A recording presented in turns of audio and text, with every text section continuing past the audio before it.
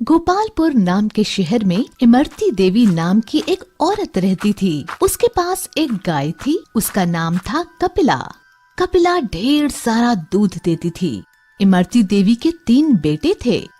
एक दिन इमरती देवी ने तीनों बेटों को अपने पास बुलाया और कहा, आ गए तुम लोग, आओ आओ बैठो।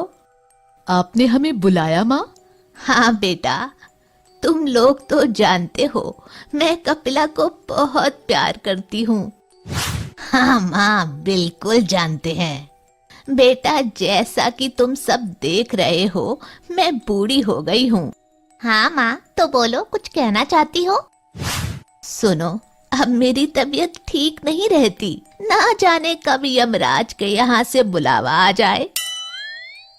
ऐसा मत कहो माँ, आपकी कोई इच्छा हो तो बताओ। वो देखो, कपिला एक अच्छी और दुधारू गाय है। अभी तक हमारे घर का खर्चा इसी के दूध को बेचकर चलता था। मैं चाहती हूँ कि मेरे जाने के बाद भी इसे कोई तकलीफ ना हो। ये ऐसे आदमी के पास रहे जो इसका ख्याल अच्छे से रख सके। हाँ माँ, ठीक है। आप ये गाय हम में से किसी एक को दे दो, वही इसकी देखभाल करेगा। नहीं, एक को क्यों? इस पर सबका बराबर अधिकार है। हाँ, इसे किसी अच्छे किसान को बेचकर मिले हुए पैसे हम सब में बराबर बांट दो।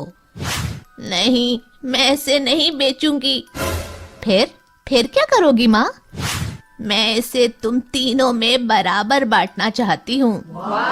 तीनों में? ये कैसे हो सकता है? हाँ माँ, तीनों में वो कैसे? तीनों माँ की ओर देख रहे थे। देखो, सप्ताह में 7 दिन होते हैं और तुम 3 लोग हो, तो बारी बारी से एक एक दिन गाय को अपने पास रखना। इस तरह वो तुम सबके पास 2-2 दिन रहेगी। जिस दिन जिसके पास गाय होगी उसको दाना पानी भी वही देगा और उस दिन के दूध पर भी उसी का हक होगा। हाँ, जिसके पास कपिला सबसे ज्यादा खुश देखूंगी उसी को दे दूंगी। फिर 7वें दिन क्या होगा? बताती हूँ। 7वें दिन कपिला को मंदिर के पुजारी जी के घर में भिजवा दिया करो, जिससे वहां के दूध की खीर बनाकर ठाकुर जी को भोग लगाया जा सके। फिर उस दिन दाना कौन देगा? मैंने पुजारी जी से बात कर ली है। उस दिन मंदिर के चढ़े हुए फल और बचा हुआ प्रसाद कपिला को खिलाया जाएगा। ठीक है माँ, जैसा आप कहो। तुम सबसे बड़े हो, इसलिए सबसे पहले वे तुम्हारे घर रहेगी। ठीक है माँ, जैसा आप कहो। उनके कहे अनुसार तीनों भाई एक एक दिन गाय को अपने पास रखने लगे। मैं दूध निकाल लेता हूँ और गाय को खाने के लिए कुछ नहीं दूंगा। वैसे भी कल मंझले भाई के पास जाएगी तो वो खिलाएगा ही। आज मेरा नंबर है। मैं तो दूध निकालूंगा। गाय को खाना देना जरूरी नहीं है। कल बड़े भैया ने तो खिलाया ही होगा और कल छोटा भाई भी खिलाएगा। तो मैं ना खिलाऊं तो किसी को कानो कान खबर भी ना होगी। 2 दिन से खूब खा रही हो कपिला, ज्यादा खाना नुकसान करता है। आओ, आज सिर्फ दूध दो मुझे। इसी तरह तीनों भाई दूध निकालते और उसे खाना कोई नहीं देता, लेकिन पुजारी जी कपिला को अच्छे से भरपेट खाना देते। इमरती देवी देख रही थी कि कपिला धीरे धीरे कमजोर होती जा रही थी।